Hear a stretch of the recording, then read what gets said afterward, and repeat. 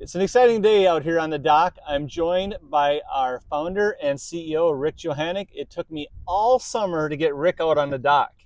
And it's been quite the summer, hasn't it, Rick? It's been good. It's rained a lot, but it's been a good summer. It's a great year for the wave armor dock because simply on this lake it raises up and down 5 feet. So there's 13, 16 docks on Buffalo Lake here, and they were all usable, and all the other guys were underwater all year, which I'm sure we've got photos of that advertising our stuff too. So, the goal was to build the most beautiful dock in the world. And when I started out, because all of the docks were made just to go down to the boat and get on, and I wanted a beautiful dock where it could actually be an extension of the living room, and we could make a lot of accessories for it, which we're there, but every day I make new things every day, every month. We release a lot of different things, and so it's fun. I'm still having a lot of fun, and here we are.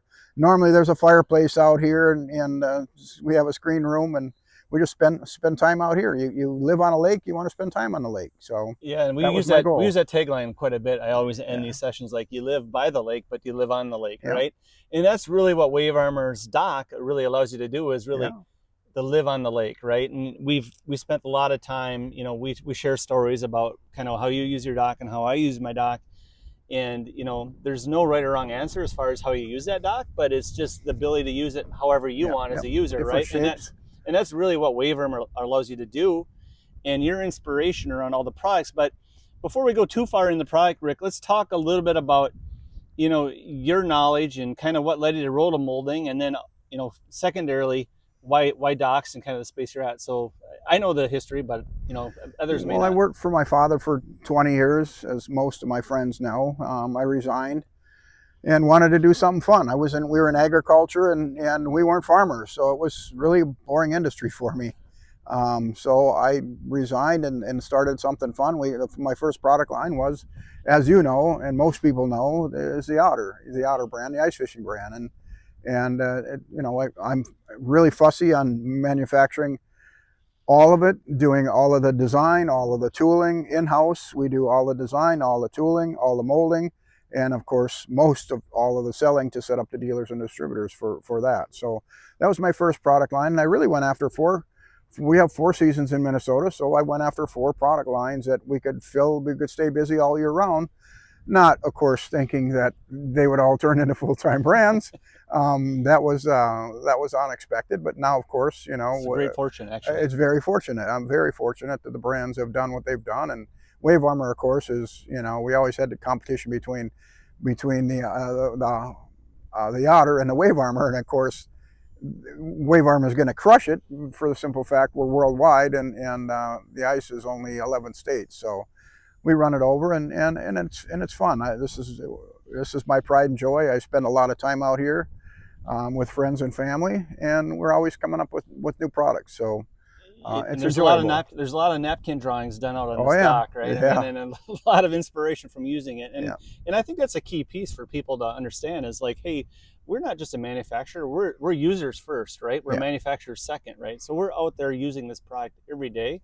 We know what works and doesn't work, right? And we know, well, we think we do. Well, we think we do, but we solicit feedback from others too, right? We don't have it all figured out. Yep.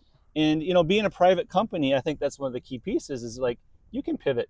Like, I mean, you're willing to take risk and make investments for the future, and obviously this dock that we're sitting on today actually shows just that. I think the other piece that you mentioned there, Rick, was you've got this company called ART, right? American Rototool. American Tool, yep. That gives us really a competitive advantage, both to our dealers in the industry as well as our customers. Talk to me a little bit about ART and what ART is.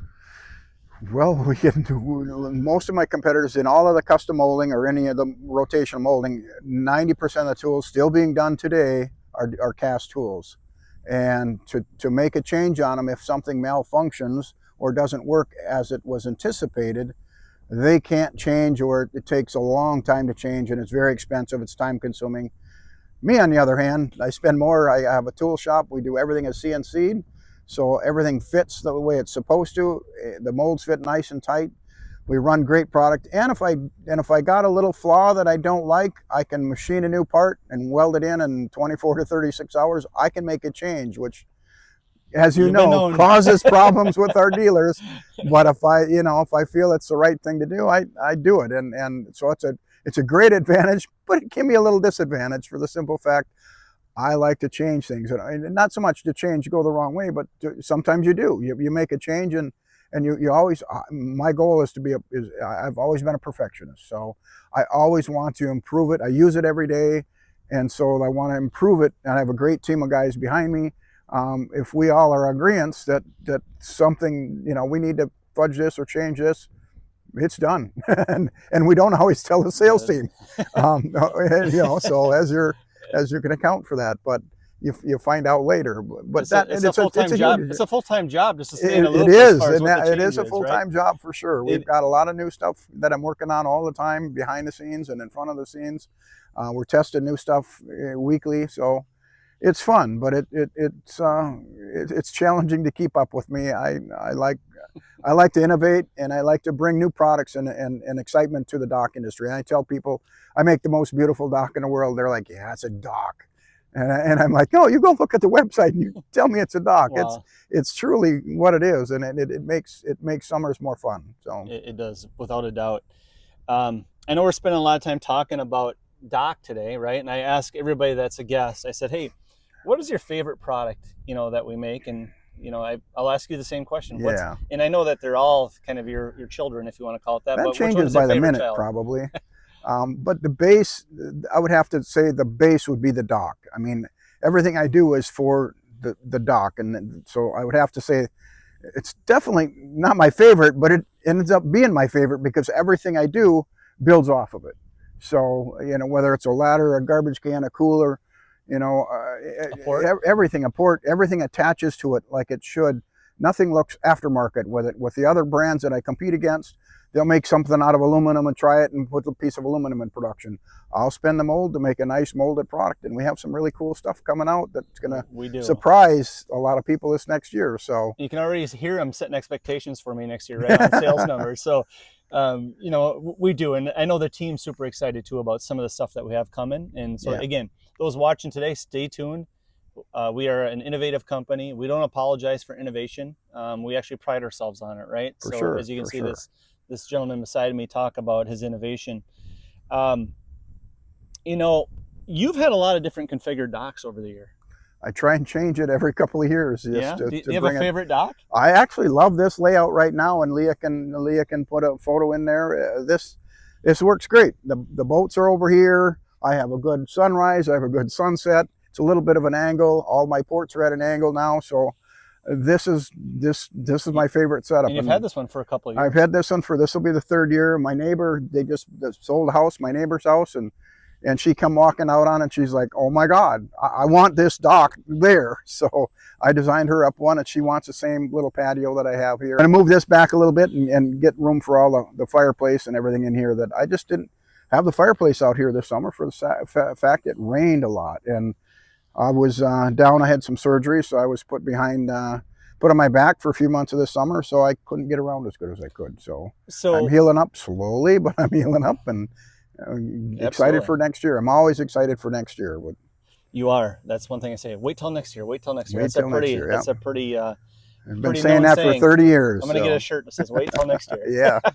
Yeah. Anyway, so the other thing that, I've only been with the company for 2 years. I live in the same town that you live in. And there's been a legacy of docks and different things that you've built or had out on this water, right? The one that people continue to talk about that you didn't mention was really this motorized dock, right? The tiki hut. The tiki hut, right? So this guy, being innovative as he is, essentially put a dock together, wave armor dock, and put a motor on that dock with the tiki hut on top, and used to patrol the lake. And Tiki Tuesdays. Yeah, there you go. People, well, we should do it on Wednesday or Friday. And I know everybody's gone for the weekend. Tiki Tuesdays worked out good. You recovered from the weekend, and we just come out and it sounded silly, but we had a floating bar, basically wave armor back. In fact, it was the same shape here. I had a motor on the back and a bar in the middle with a steering wheel set up, and it's kind of a little redneck, but everybody loved it. And they would come on over, and we would puddle around the lake and just have cocktails and talk smart. So I mean, and a lot of ideas came out of that too, which was one of them was a garbage can, because when you're on a floating barge and sitting at a bar, you end up with empty cans. And so they're, hey, I gotta build a garbage can. I'm like, yeah, because I'm tired of these little bags flying off the boat. So that's one of the innovations that came from that. So that's just, you know, the more you use it, the more people kind of throw things out there. Some are dumb ideas and some are great ideas. So you just you go with the flow and go from there. But it's built the company to where it is today. I Right. know one thing I've asked you before is, when did you know you made it, right? And do Oh, I you don't know remember, that you I remember have. your response? That was the same I response don't I know got. that I have. He's like, I don't know that I have, Yeah, but I yeah, think that he's made it. But the thing that answer drives you every day, yeah, right? I yeah. mean, what keeps you going? I It would think be that, that yeah. statement right there is kind of what Yeah, I'm keeps you going. excited to go into the work and see what's going on, whether we have issues or things are great. You know, they kind of buffer me a little bit from some of the manufacturing side of it, but I can overcome. When I do get involved, we can figure it out pretty easy and get it straightened and move forward from there. So whether it's a demolding challenge that we might have pushed some limits on, um, you know, you just don't know. But I enjoy going into work every day and just still just sitting there. Sometimes I'm just sitting there doing nothing, but my head is processing. And so I might not look like I'm busy, but truly my head is busy. So Yeah, I can attest to that. I'm like, where did this come from? Where did this product or design come from? So I know that you put a lot of time in that thought process to kind of visualize what that product would look like coming forward. sure, Um, you know, is there, when I think of our product, I feel like there's a couple brand promises that we make to people that are buying our product, right? Um, Innovation is one of them, right? We're going to continue to innovate, know that we're on the leading front of that. They know that they're buying a product that we've tested, oh, it's right? fun. You know, that you have tested, you have Yeah, tried, your stamp of approval is on that product, right, right? right.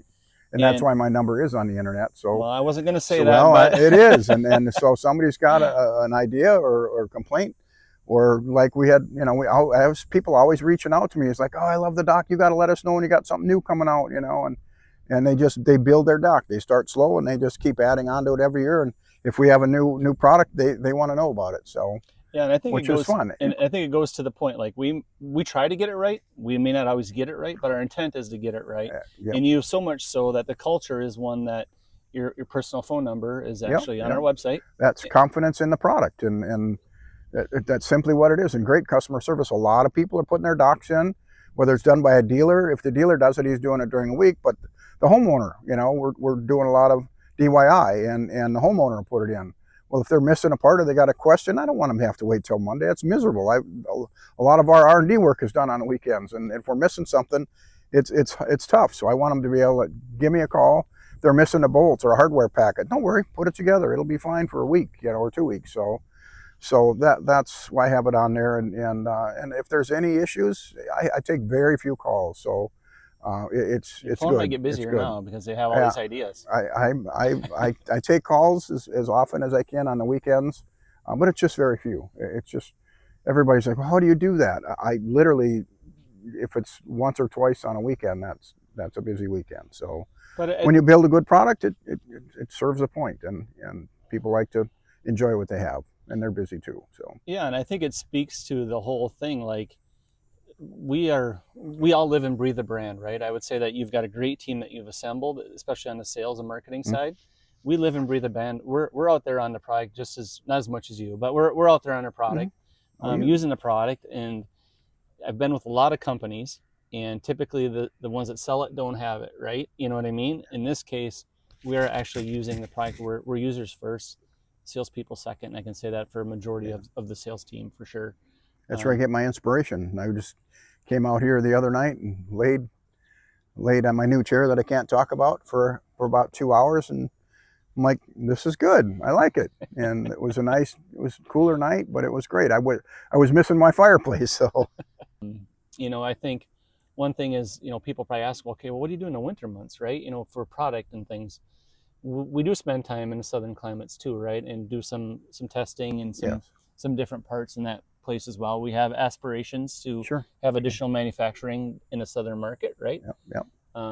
And we got some plans in that space as well. So I mean, we're always moving with the brand. And it's funny because I went to shipping today had a conversation with them like, does it feel like we have no seasonality to our business anymore? And they're like, yeah, it's starting to feel like that. Yeah, So I yeah. mean, it's It's still been truly, strong. Even it's coming to fall, and it usually dies off in July, end of July, middle of July, and it's still.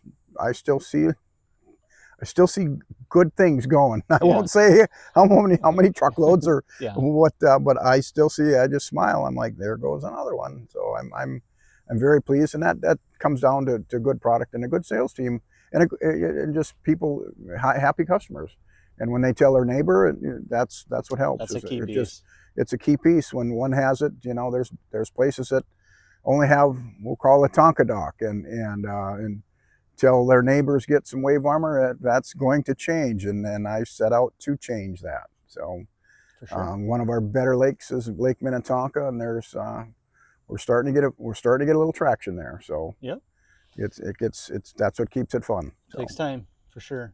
Anything else, Rick, before we end today that you wanted to speak no, to that maybe I didn't get to? no, I think you for the most covered it, and I don't know if we can talk about other stuff. So I'm kind of limited. Well, My if tongue's got to your be tied, I guess. it's So your company. I don't want to talk about new product, but it's your company. If there's something else that you want to no, make well, sure I of, would be talking about new products because that's see, what gets me excited. So I'm sitting next to one that we can't talk about right now. So hopefully absolutely. that's Monday's podcast. So, Yep, absolutely. But I appreciate you joining us today oh, and my spending a little bit of pleasure. time My on Doc. pleasure. I know that this is your second home, your natural home, right? Yeah, And I've seen it firsthand when you're out on the dock. It's a natural environment for you, and obviously the results prove that. So, absolutely. with that being said, you may live by the water, but you live on the water. Perfect. Thank you.